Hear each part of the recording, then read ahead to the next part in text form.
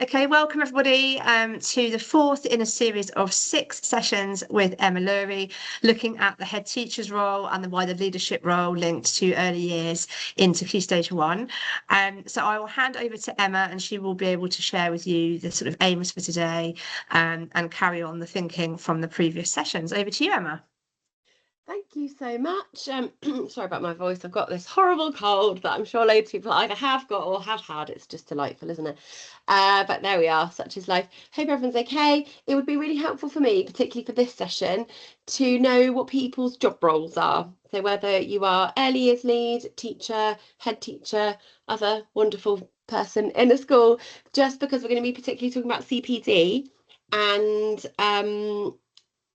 the sessions initially are sort of like senior leadership head teachers, but if we've got early years leads here or teachers here, then I will just make sure that I frame it in a way that is helpful. So if you could just pop that in the chat, that would be really helpful so that I can see it.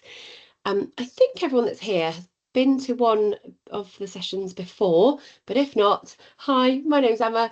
I am an early years specialist, former head teacher.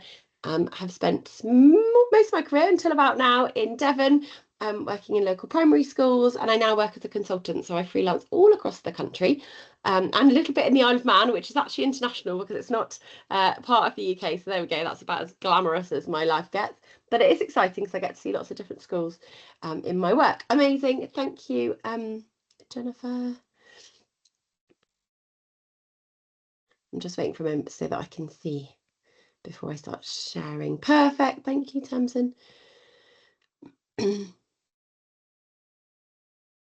Okay, well, that's enough to get us started. I will share my screen and we will get going.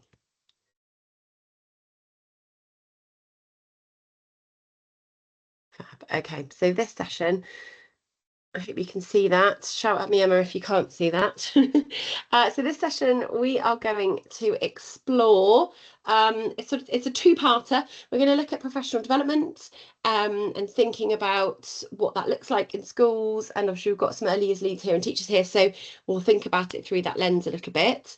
And then we're going to spend a little bit of time talking about communication language because it's such a hot topic. It has been for a long time, but hopefully you will leave with some specific strategies that will be quite useful to utilise in your classrooms and across the school, and just think about sort of how we can make sure our early years best practice has a big impact on children's communication and language. I can't see you while I am doing the session, so Emma, do chip in if people put anything in the chat, if that's okay, or just unmute yourselves if you're happy to on the recording, and ask any questions if you want to. I will have a couple of pause points when we will pause, and obviously if people are watching the recording, I tend to always say just pop, I'm happy for people to pop me an email if they do have questions that would be useful for me to answer. So okay.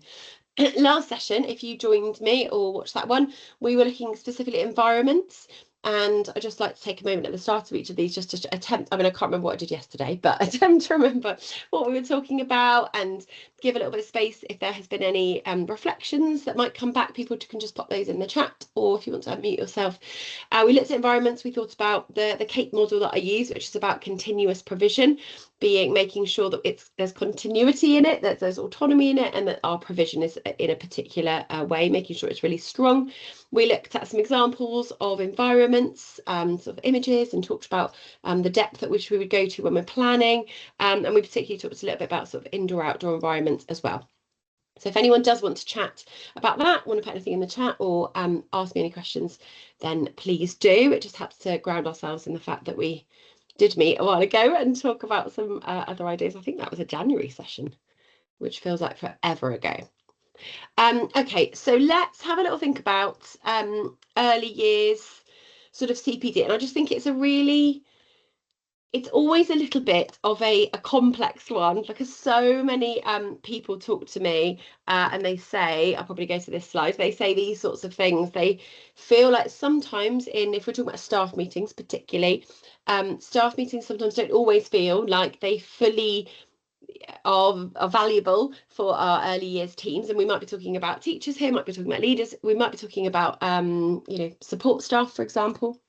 And there's this sort of barrier really in the fact that early years is different, it's a different curriculum, and so sometimes the things that we're talking about for the rest of the school don't match at all. Of course, there are likely to be correlations around, the broader picture of vision, of values, etc. But sometimes it does feel like it's quite different.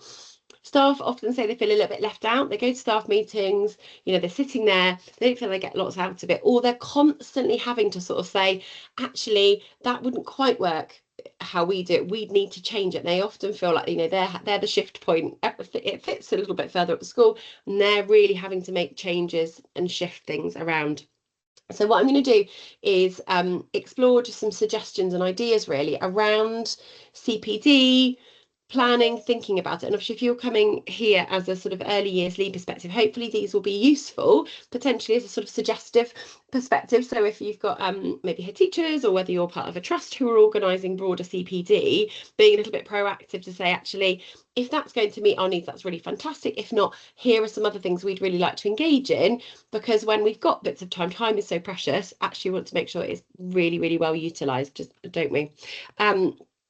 So let's just explore, I guess, what Ofsted say about that kind of professional learning, and it's really important. This is in our the professional learning section of the new framework, that it's really important that staff have access to high quality evidence informed sort of CPD and practice, and that also this bottom one is about staff being able to kind of have that space and time to seek and improve your own expertise. And some of that will sit within school time, but some of that actually sits outside. So, being able to listen to podcasts, being able to read books, engaging in some of the recent research that is out there is really, really helpful.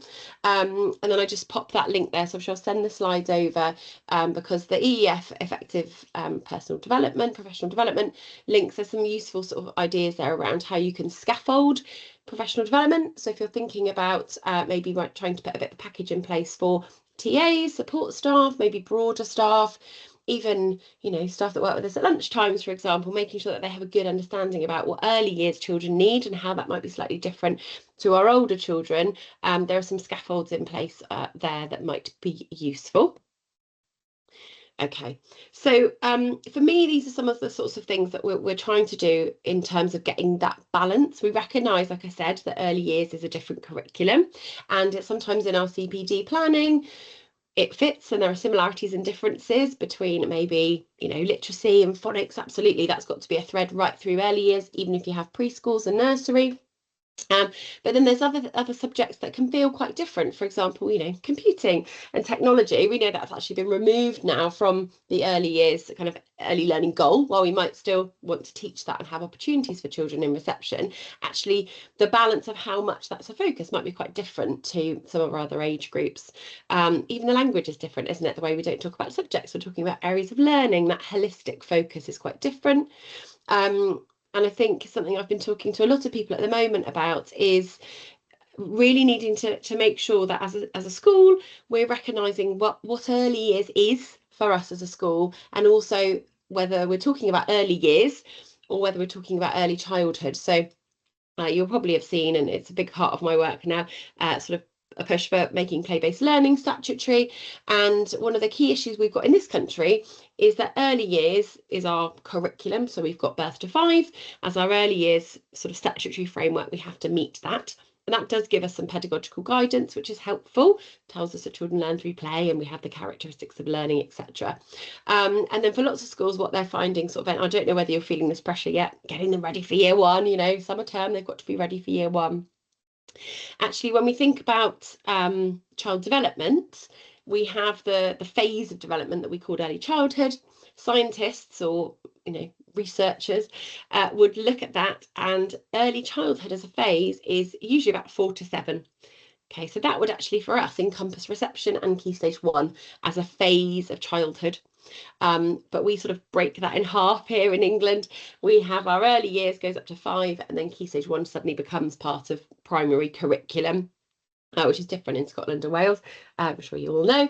And I think when we think about our sort of CPD, what we are wanting to develop, we need to think about which groups of children are we wanting to think about our staff understanding and knowledge for. And while early years absolutely might just sit up to the end of reception, we've likely got staff members who are sitting in our Key Stage 1 classrooms who also, because that developmental phase doesn't stop until 7 or older, would probably benefit from some of the thinking, the early years thinking and the pedagogy Lots of schools have done a lot of work on curriculum, not always a huge amount of thinking about what is the pedagogy, what is the way you are teaching children, what do we know about how children learn, and what does that look like in early years, and actually what does it look like in early childhood as well. So for some of those ideas I think are useful when we come to think about mapping out our CPD, mapping out our own learning, so that we can make sure we're all on the same page.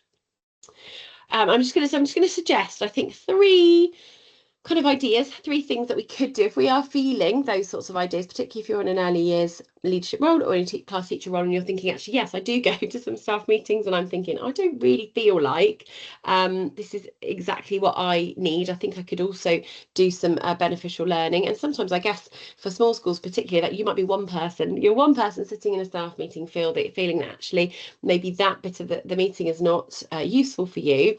So having some ideas about what you could be doing instead or alongside or as part of that is really useful. So one is that, exploration and shared learning is really valuable. And we know that, our other adults in the classrooms are really, they're important everywhere. If you have any TAs, they are absolute gold dust, aren't they? But when we have those additional adults in our early years classroom, they really do make such a big difference. They are the teacher for much of the time, because when children are engaging in play, it doesn't matter which adult comes up to them, they need to have a really highly skilled adult at any moment. So for me, having some time to kind of explore and do some shared learning is really valuable. These are just 3 books that I love. There are loads more out there, and there's lots of sort of blogs and things, and I'll share some links when I share the slides with Emma to send out a little bit later. Just having an opportunity either to be by yourself, to explore some ideas, do some reflective practice, but also some shared learning. So if you have the opportunity to meet with some of your staff and share, you don't necessarily have to organise it all yourself. If you're the early years lead, that's just another job, isn't it, to organise for that learning. But shared reading, a bit of a book club, take a chapter, read a little bit each, can be really helpful to do some really simplistic but important learning together. So yeah, as I said, here's a couple here. Just really this seriously, what do I do all day? Use that all the time, from Greg Botchell's Can I Go Play Now, about the role of the adult. What sort of things should we be doing to maximise the best of children's day and understand what our role is. Julie Fisher's a bit of a classic, isn't it? That interacting or interfering. And there's a little blog I've put down here at the bottom, which is there's a little summary if you just want a quick read. And then this last one, there's actually a new version of this, Alistair Bryce-Clegg's thinking about that really specific provision. So again, little chapters in there, or having a little exploration as a team would be a really useful idea. So moving on from, I guess, that specific learning together, specific learning that you can do by yourself. Another great bit of time, we don't have much time, do we? But having some time to reflect on what is working well for your children, groups of children, what's working well in your environment.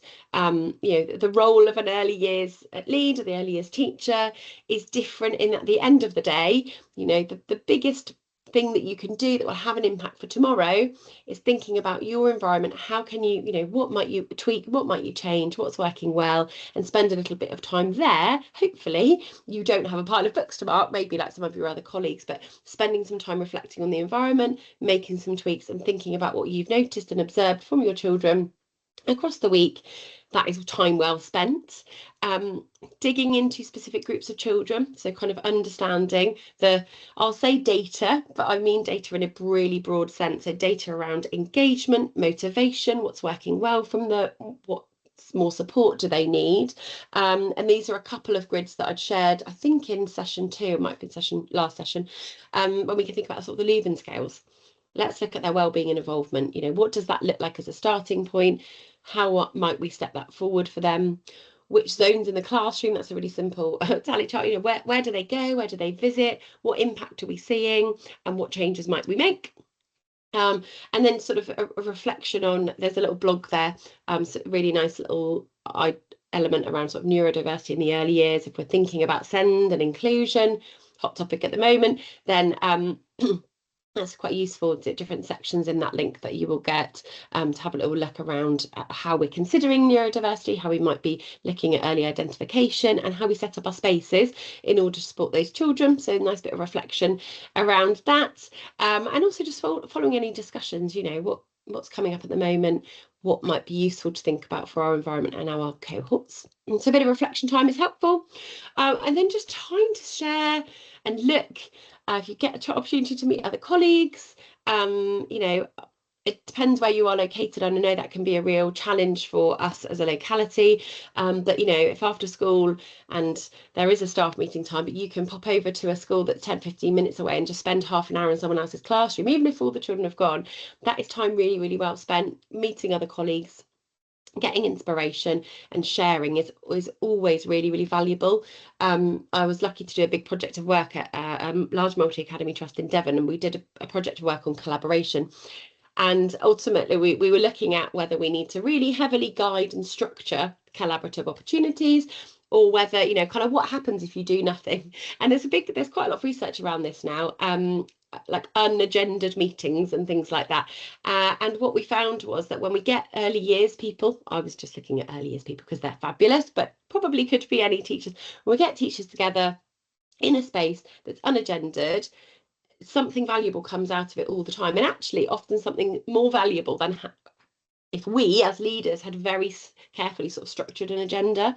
So making time to meet colleagues, even if that's online, going to see other classrooms, or, I mean, I don't think scrolling Instagram and Pinterest is necessarily, because that can everything looks a little bit perfect, but having an opportunity to go, you know, look at other people's environments, have a little look and get some inspiration, that is useful.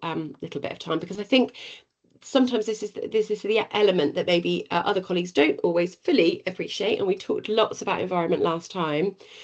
Our environments, the quality of our environments, not just aesthetically, but the resources, the provision, how personalised our environments are, how carefully we've thought about our layouts, has such a huge impact on the learning implications that is a valuable bit of time spent.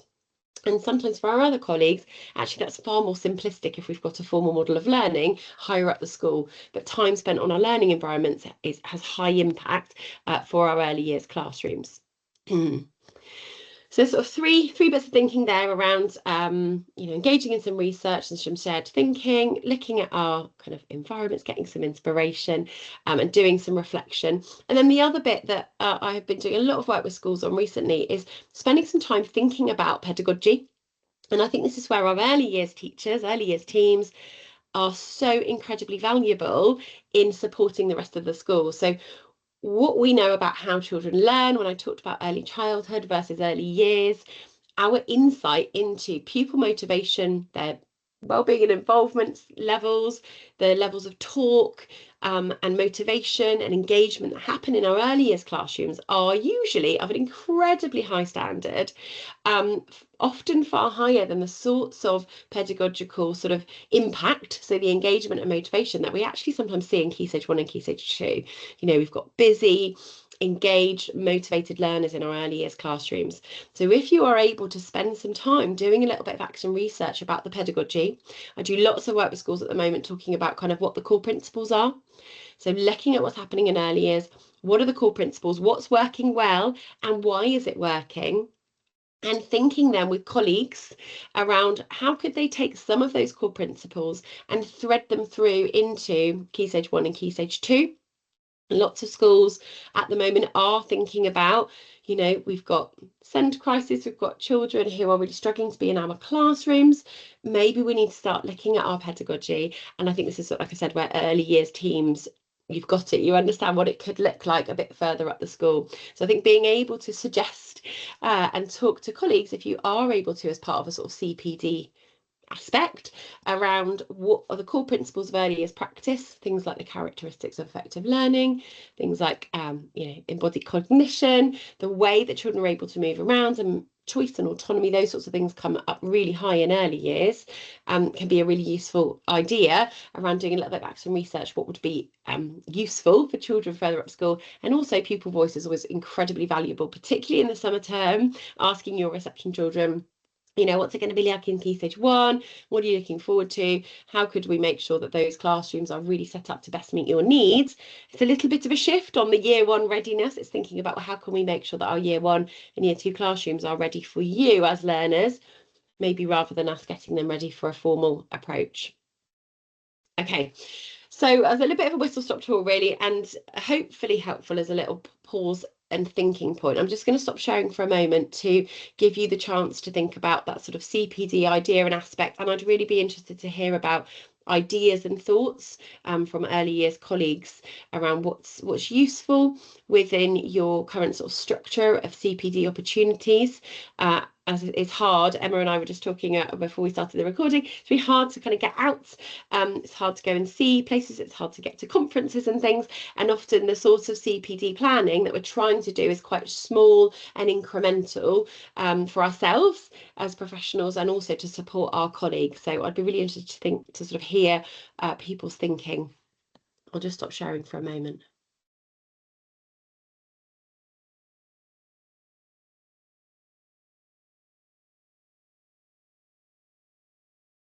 Oh yes, Anna Resgrave's book, perfect. Yeah, there's so many great ones, aren't they, to have a little snippet of. I don't know if anyone's willing to just share some thoughts before we carry on to think about communication and language. I'd say, like, can you hear me? Sorry. Yeah. Okay. I would say like the Anna F. Grave books, like I really like the Alistair Bryce Clegg, the skills one. So like back during COVID when we obviously had loads of time, I created for each area, I created a set of skills based on sort of like their engagement and what kinds of tools you would do to then push them on to the next skill.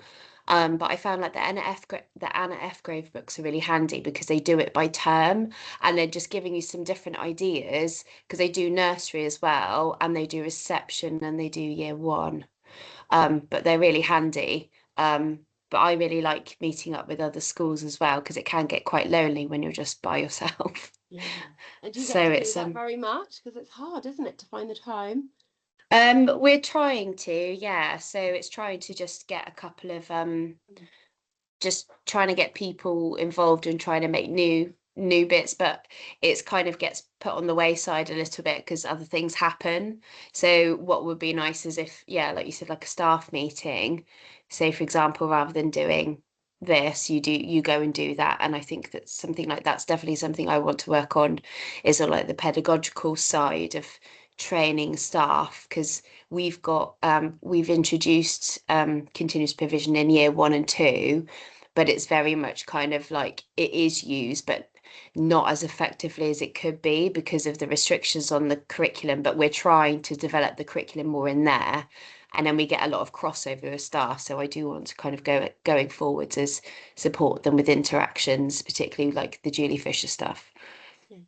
Oh, it sounds great. Yeah, perfect. And so I think sometimes it is, that's why I was asking about job roles, because it is sometimes for us as early in that sort of early as to suggest to our leaders, look, here I can see what's coming up in these staff meetings, and of course I want to be part of that bigger picture, but I hear it all the time, people saying, actually that, I can come to a little bit of that. Would I be able to also go and engage in this bit of training that's really particularly specific about early years? Because not all of our heads will necessarily have all of that knowledge and training, and if we can go with some suggestions about, oh, let's go down the road to see somebody's classroom, you just learn so much, don't you, from meeting other people and having a good early years conversation. Fab. Yeah, Did anyone especially else if you're want not. to... Oh, sorry. Oh, sorry. No, go I was on, going go to say, on, go on. especially if you're not part of a mat as well. Like I find that gets put on the wayside, whereas if you're on your own, it's really hard to try and get those links. So stuff like this is fab. So thank you for doing it. Is this about early years?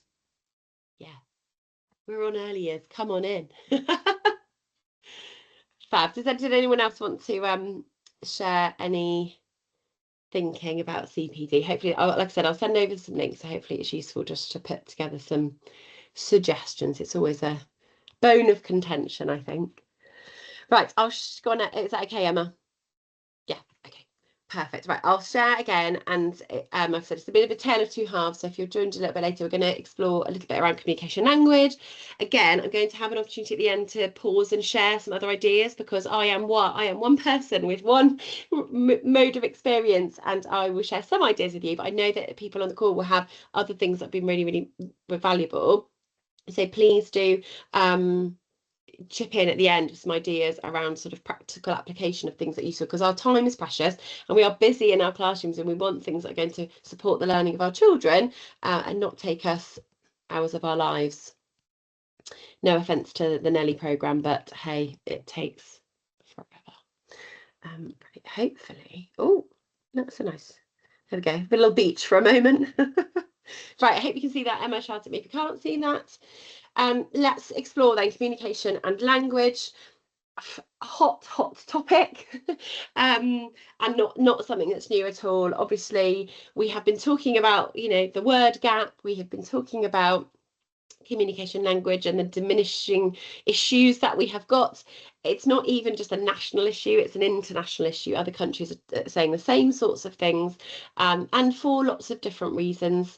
We know that while COVID had an impact on some of that, and we have got our sort of COVID babies, you know, right in the middle of primary school at the moment. Actually, before that, you know, the sort of 3 million word gap and 30 million word gap and the variations of that were still, you know, still there. They were still coming.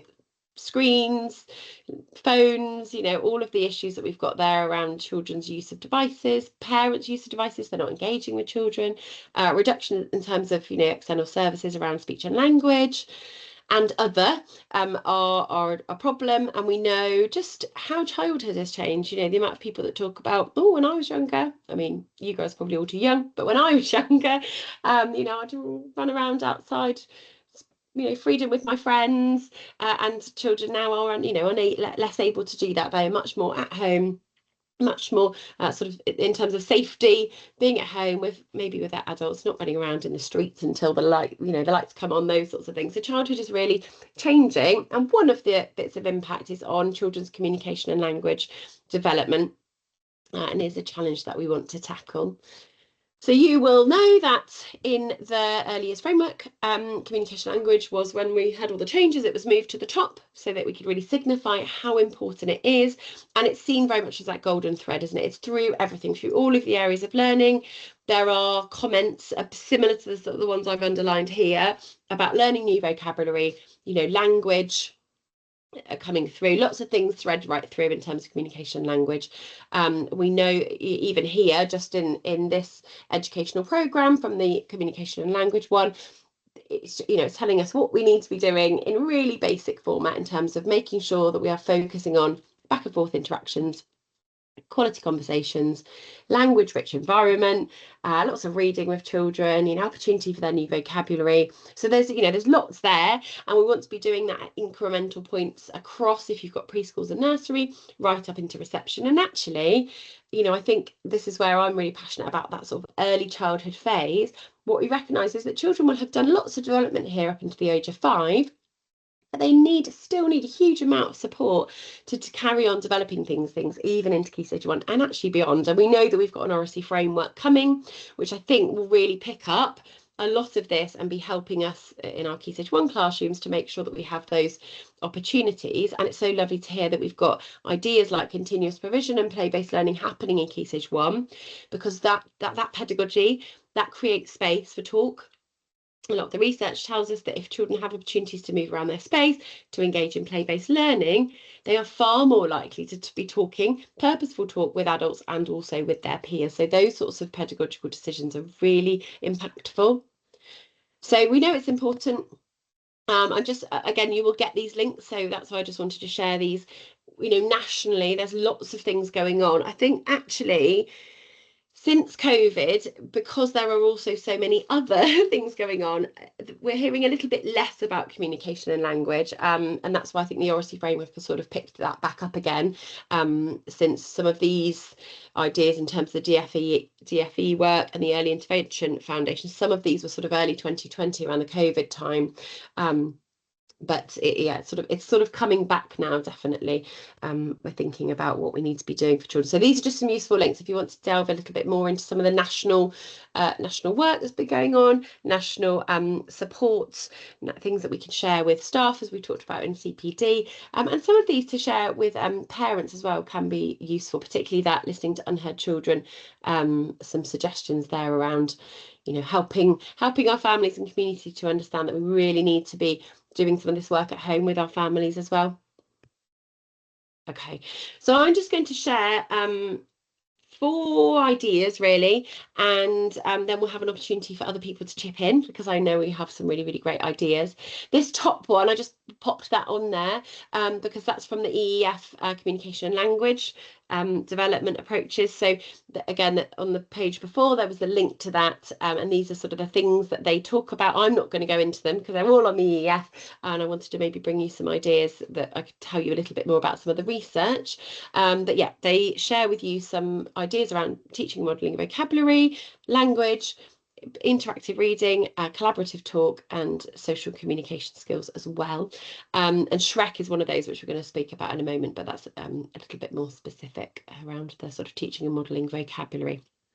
So the first one that I'm going to talk to you a little bit about is book sharing. So I don't know if you've done any work where we've sort of talked about sort of Julie Fisher work, the work that she's done, but she talks quite a lot about book sharing and the idea of book sharing. So this is a concept, it's incredibly super simple, and I'm sure you will do it a lot in your classrooms, but particularly when you do it with small groups and with one-to-one children, the idea that it's a shared opportunity to explore and look at the book, and that we are not always as adults, you know, just hell-bent on, I've got to start the book at the start and I've got to get to the end, I've got to read all of the text, and maybe I've got to ask some planned questions in between. We know that reading to children is really important and it has big impact on them academically, but also socially and emotionally. But what we know is that book sharing, a more, co-explorational approach, and that is more easily done in a small group or one-to-one, has huge impact on children's reading, interest in reading, love of reading, and also language and vocabulary development as well. So I think this is a bit of a classic example in my household. I love a chat, I love a book, picture book particularly, and I will happily, when I'm doing bedtime stories with my children, they're a bit older now, mostly like a chapter book, but I was always really happy for them to ask questions, to pause, to go back, start in the middle, have some conversations about it. I mean, don't get me wrong, it made bedtime really long, but that's okay. I got to spend more time with them. Whereas my husband is completely different, and he gets really cross and he wants them just to be quiet and listen. It gets to the end and then he wants them to go to bed. I've tried talking to him about book sharing, but actually he thinks that's my job because I'm the educator. But what we know is that that idea of book sharing is really, really important, and we can make sure that these opportunities happen. We're thinking about sort of key groups. This is going to be even more impactful for some of our children for whom maybe English is an additional language, maybe don't have lots of books at home, if we're thinking about the broader measurements around wider disadvantage.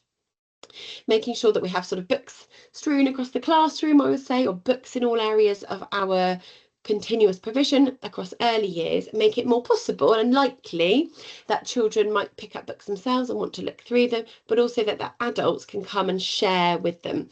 And the idea of book sharing is exactly that we're going to be, you know, making comments, questions, having discussions, pondering things, you know, looking at pictures, and just sharing the awe and wonder of books. And often this is quite a nice idea to explore a little bit further with some of our support staff, that they know and understand the value of pausing and sitting with one or two or three children. Again, I recognise finding the time can be difficult, but there's a huge amount of research that tells us that being with children, sharing books is one of the most impactful things that we can do, and it is more impactful than just reading to a child, because when we're just reading to a child, we don't know their level of understanding and their level of cognitive engagement. Are they really deeply cognitively engaged, or are they kind of passively switched off? A bit like if you listen to an audio book and you sort of think, hang on a minute, I've missed that, I've been looking out the window and I need to go back and listen again. Where when we're book sharing, we're sitting alongside, we're talking, we're exploring, then they're really deeply engaged with that. So a top tip around developing communication language is to explore book sharing. And it might be that, I know some schools do some super simple kind of expectations around, for example, back and forth interactions, you know, just have a tick list of children on the wall, you know, who's had an interaction, a one-to-one high quality interaction across a day or across a week. And I've seen some schools also doing who's engaged in book sharing, so which children are having that opportunity. And we often find, and it will be no surprise, that there are some children that don't navigate themselves to go to the book corner or go to reading corner or necessarily pick up a book.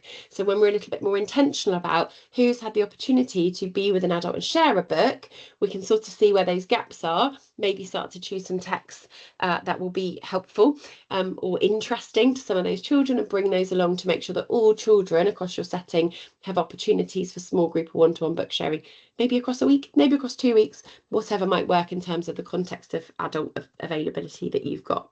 But super high impact. Shrek is listed on the EF. I'm sure you have seen it. I won't play the video, but again, it's included there if you want to go and have a little look at it. Really impactful and supportive, particularly for our support staff, again, in understanding how we can develop children's language, making sure that we are extending sentences, we are being responsive to children, we're helping them to expand their sentences, but also grow their vocabulary, and beginning that one-to-one, that back and forth interaction, that kind of ping-ponging of conversation. And as I mentioned, just sometimes having super simple opportunities for, you know, who's engaged in a really positive conversation this week. And, you know, you might have a variation of that, children who maybe don't have lots of high quality interactions maybe outside of school. They might be our sort of notice and focus. We need to make sure they have one every day. Other children might be a little bit more sporadic than that. But are useful little posters to have up in our classrooms to make sure that we are really carefully thinking about that each interaction. And I know we've already talked about the sort of interfering or interacting and some of the work of Julie Fisher. So if we are clear about that, we're clear about what strategies we're using, then those are incredibly impactful. And what we know is these are the sorts of things that we can be doing with children in the classroom. We're not having to take a group, take them out to do something intervention. We can be sharing the attention and responding, expanding sentences around anything that they are interested in. And that is often, that gives us higher levels of engagement and motivation, rather than necessarily removing them to do some group work with an adult. Okay, so this is a super simple one.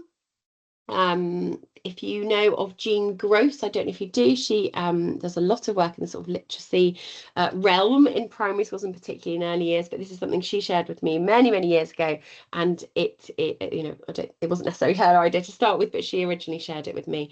So the idea is called comment rather than question. I'm sure you use these sorts of phrases in your classrooms. But when we think about how we question children in the early years, when we make some really slight tweaks, it has a big impact on children's development and their opportunity to use language. So if I asked you to tell me the answers to these questions, I just want you to think about how many words are you likely to respond with. So if I said, what is it? What noise does it make? And what colour is it?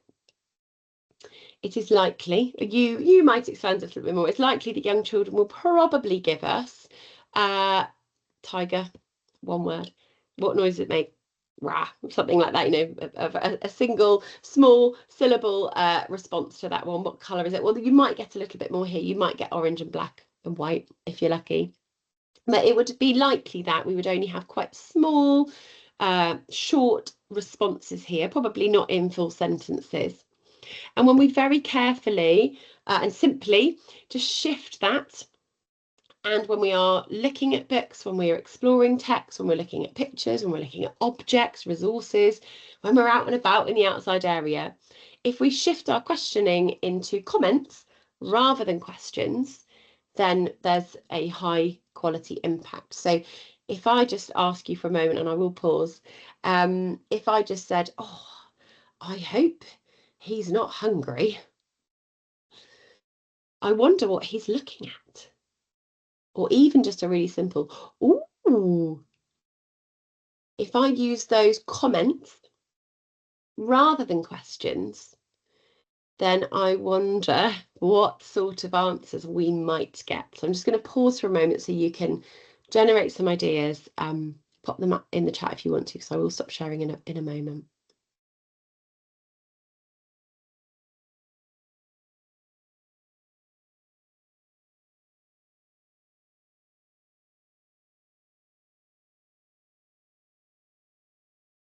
Okay. I think it's probably likely that what we're doing here is opening up the dialogue a little bit more. So if I say, oh, I hope he's not hungry, it is possible that a child might respond with, well, I do think he is quite hungry, actually. I think he's going to go and about to eat a deer or something like that, you know, or I wonder what he's looking at. I think he's looking at his baby, you know, or actually, no, it might be a she, who knows? And they might come back with something different. But what we do here is we open up the language, we open up the opportunity instead of being a right or wrong answer that might come back to us. And sometimes that can cause anxiety for children, particularly as they're still developing their communication language. We really open up the opportunity for the back and forth interaction. So what is it? It's a tiger. Yes, fabulous, lovely. You know, you've got to keep going. We're still batting. We're, you know, the ball's getting sent over and we're not getting very much back. Whereas with, you know, I wonder what it's looking. I think it's looking a baby. Oh, I wonder if it is. Maybe they've got more than one baby. Yes, they might have. I went to the zoo once and I saw her. And we can really easily, it's much more authentic and likely that comments are going to open up more back and forth interaction and discussion, and it's more open-ended. There's not a right and wrong anymore. It's a discussion, we're exploring and we're talking together. So it's an incredibly sort of simple way of thinking about things. We don't have to use those sort of sentence starters. We could use other.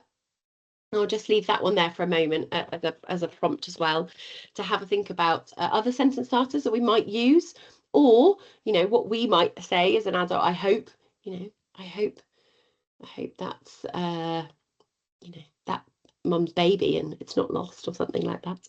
I hope they've not just seen something that's going to chase them. We could say anything, or we could just leave it open. I wonder, what are you wondering? I'm wondering this. Leaving it quite open, making more opportunities for that back and forth interaction. And as I said, we might do this as we're reading books. We might do this as we're out and about in the outside area. We might do it when we're looking at resources, images that we're doing. There could be all sorts of things. And this, in the same way that Shrek is a highly impactful, very simple strategy that we can use, and really high quality classrooms have thought very carefully about what those interactions are like with their adults. So sharing this incredibly simple strategy with adults in the classroom, even, you know, people who are going to be out on the playground. If we're talking about that sort of CPD idea around spreading some of this best practice, these ideas are not just valuable just for our early years children. These are valuable throughout our primary school. And so being able to have the opportunity to share these with our colleagues can be really useful. Okay, so I've talked about this one really already, being able to track interactions that we have with children, making sure that we are having a big focus on those opportunities for back and forth interaction, making sure that we are doing that in a high quality way, getting down on their level, creating eye contact, and supporting children also to interact with one another. Some of our children need lots of those things. Then those can be really supportive for our classrooms as well. And as I said, you might have particular groups of children that you want to be having high quality interactions with quite regularly, and really sort of simple tick sheets, so that other adults in the space can really understand and support you. And particularly from a leadership perspective, I think a lot of heads and leaders ask me, well, I want to be, you know, I want to be useful when I come into the classroom. What can I do? And some of these ideas that we've talked about, if our head teachers, our other leaders, subject leaders, if they had these skills to be able to pop in, if they'd had a quality one-to-one interaction with a child and they could sort of tick that off the list for you, if they can be opening up that language and vocabulary for you, then we're sharing the load a little bit, aren't we? Because the sort of the facilitative model of being an early years teacher means that you are constantly, you know, it's like whack-a-mole and spinning your plates all at the same time.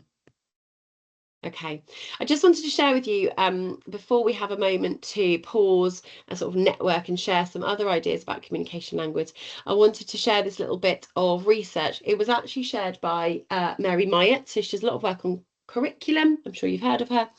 And she was talking about interactions and communication and language opportunities that children have and different groups of children. And this was a little bit of research. It was actually done quite a long time ago. I mean, I realised 2002 to me. I'm like, oh yeah, that wasn't long ago. No, that was actually a really long time ago. was, and I think my gut is that this would be even more significant now in the sort of classrooms that we have now, in the pedagogical routines that we are attempting to get children to work within. But this research looked at children who had sort of on the SEND register, and also children for whom there were behavioural challenges, and the research looked at the sorts of interactions that were happening in the classroom. And I'd be interested to hear people's thoughts around whether I certainly would have recognised this myself.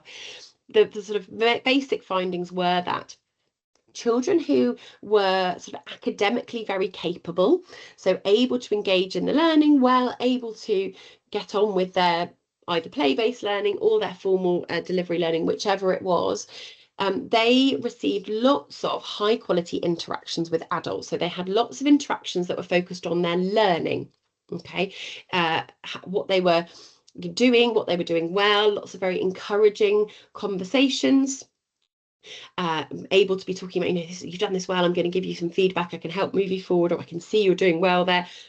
Quite a lot of sort of self support, confidence building for the children, building their self-esteem. So for children who are very capable, in that left-hand chart, they had quite a lot of sort of encouraging conversations with adults. And then children who were seen as or had SEND needs, or children who were sort of finding some of the academic learning harder, they, or behaviourally maybe were offering some challenge to the adults, they had a huge amount of behaviour focused interactions. So a lot of their conversations with adults were about trying to keep them on track, trying to talk about what they were supposed to be doing, trying to remind them maybe of the rules or around what they were supposed to be doing. That kind of behaviour interaction that they were having, and they therefore were not having very much opportunity to have learning conversations, or conversations that were particularly sort of encouraging and in a kind of, I know you can do it, but not particularly deep in terms of building their self-esteem and their self-confidence. And so when we think about communication language, for me, this feels like a really important point to sort of pause and stop sometimes and look across our classrooms and reflect on some of those particular children. I'm sure you can imagine the ones that I can imagine maybe the ones that you might be thinking about. I can certainly think of some key characters that I might be thinking about. How many times during the day are they having interactions with adults, and what is the sort of focus of their interactions? Are they able to get to those deep learning interactions, or actually is quite a lot of it that surface level, keeping them on track, trying to encourage them to do what they're supposed to be doing and making good decisions?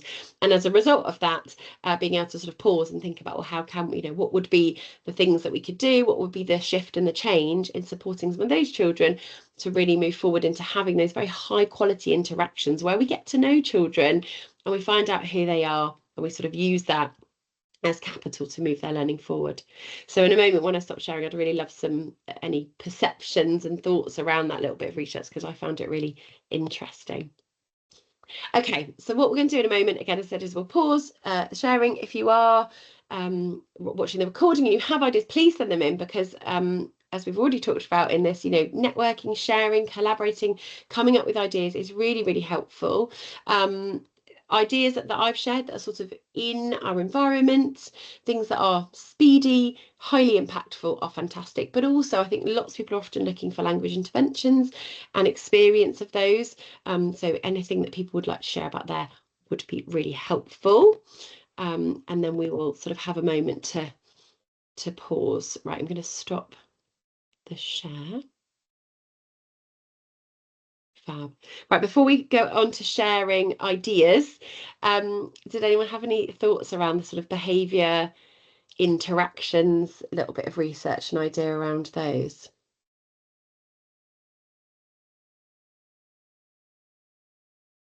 I thought it's quite interesting, and like even if you kind of started a tally of those specific children, like how many of them would have been not necessarily not negative interactions, but almost like a positive way of doing it.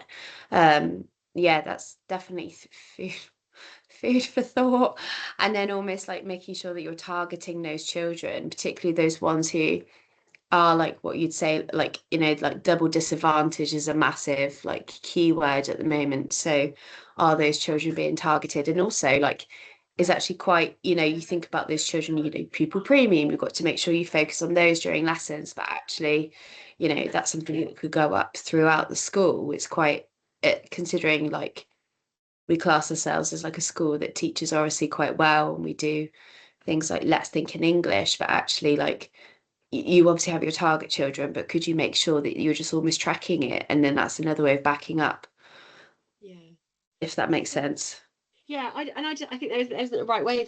I find it really interesting because I recognise that completely in my own teaching. I would think, gosh, yes, I know that my interactions with specific children, as much as they might be come on, I know you can do this, brilliant. But it was very much about keeping on track and, you know, trying to get them to be doing the right thing probably. And I didn't get to necessarily always those deep learning conversations because we're really always trying to sort of make sure that they are doing what they're supposed to be doing. And then some of the other children who maybe it just feels a little bit easier, actually you sometimes get into really heated discussions with them because you can, and it's exactly that, just trying to think about it's not about what being necessarily negative, but I mean it might be, but that might be useful. I just thought it was quite an interesting bit of research to reflect upon. Fab. Okay. Does anyone have some ideas around, you know, other things that are impactful from a communication and language perspective? Because that was just a snapshot. I'd love to hear them, and I'm sure we can sort of collate those and send them out, whether there are specific links or just things that work in the classroom to support children.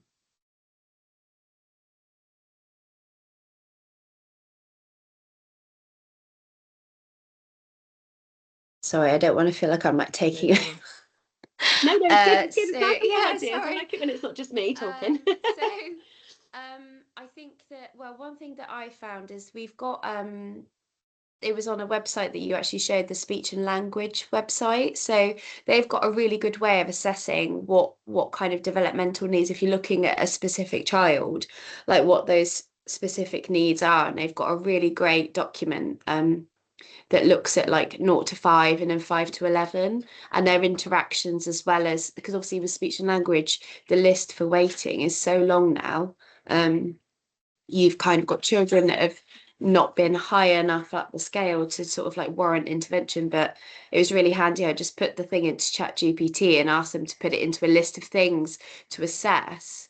And I've then now used that. I've given a copy to the parents and asked them to look at what age were they doing. Obviously, they have to look a bit back a bit further, but it's something that I'm actually going to use as part of sort of my like a meet and greet with the parents. So when we give them their welcome pack, that's going to be in there, because then it gets them to maybe think a little bit more, because obviously they think, oh yeah, my child's great, and then actually it's quite nice for them to maybe reflect on it a little bit, and then that can then impact us that can help us to plan ahead a little bit, and make it more child specific and child focused. But yeah, that sounds really great. I think as much it's as quite handy. Tamsin said, would you mind sharing it? That sounds amazing. Yeah. If you would, that would be so great. And I think that's it, isn't it? Being able to share, network, and get those ideas, because what we know is that when we can support children to develop their communication language in all of the different various, you know, ways, even if they have speech language, they might at some point need that specialist support. Actually, it is hugely impactful. It's such a barrier to them if they're leaving reception without communication language, their early learning goal. That's going to be a big problem for interacting with the rest of their curriculum as they go through. So it's certainly something that we want to be supporting right from the start. Oh, amazing. Thank you. Perfect. Did anyone else have any other thoughts, ideas? And like I said, if you're watching the recording and you want to send something over, then do, and we will, I say we, Emma will send it out. So I think that's the value, isn't it, of trying to come together and share things that are supportive and valuable. And I think you're right, Jennifer, making sure that we try and enable our families. We've got them for a block of time, but of course we can't do everything. And as much as we can empower them to support children at home, that's incredibly supportive.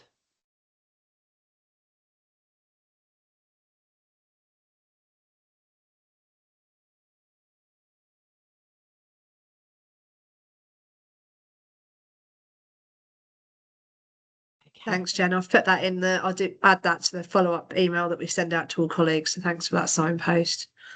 And Tamsin for the prod. Yes, was good to share. Fabulous. Thank you so much. Well, and we can pause there.